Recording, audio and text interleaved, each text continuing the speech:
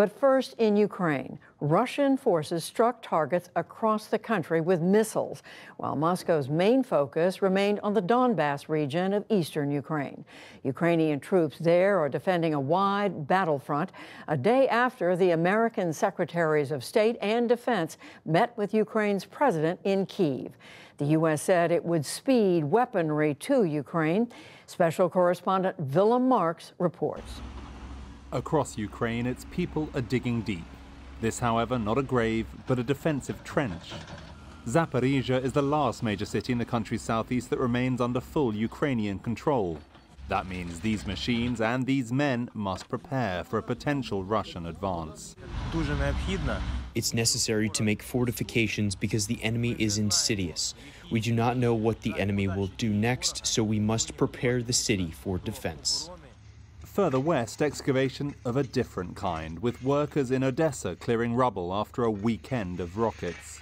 Ukraine's interior minister said Russian forces fired at least 6 cruise missiles here Saturday. One struck a residential address. A day later, America's top diplomat and defense secretary met Ukraine's President Volodymyr Zelensky in the capital, Kyiv. The strongest show of in-person support since this conflict kicked off, promising more military aid. Afterwards, at a warehouse inside Poland, Secretary of State Antony Blinken said the conflict continues to confound the Kremlin. In terms of Russia's war aims, Russia has already failed, and Ukraine has already succeeded. Defense Secretary Lloyd Austin suggested a newly aggressive stance. We want to see Russia weakened to the degree that it can't do the kinds of things that it has done in invading Ukraine.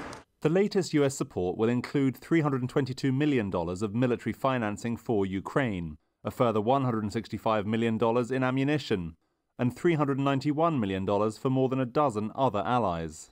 U.S. diplomats will soon return to the country to be led by a new ambassador, Bridget Brink, the first appointed to Ukraine since 2019. In the eastern Donbass region, British intelligence says Russia's made minor gains since shifting its focus there, while in Mariupol, Moscow's forces still fail to seize control of the Azovstal steel plant with its 2,000 Ukrainian defenders. From the civilians trapped there, another desperate plea. On behalf of all the residents of Mariupol, I appeal to the world. Please help us. We want to live. We are tired of these bombardments, these constant airstrikes on our land. How long will this last? The besieged plant, now a prison, and without swift intervention, potentially a tomb. One woman showed where they sleep, children without fresh diapers, walls covered in mold. Once more today, Russians reassured a route out from the facility would be safe. Once again, Ukrainians refused to trust Moscow's guarantees.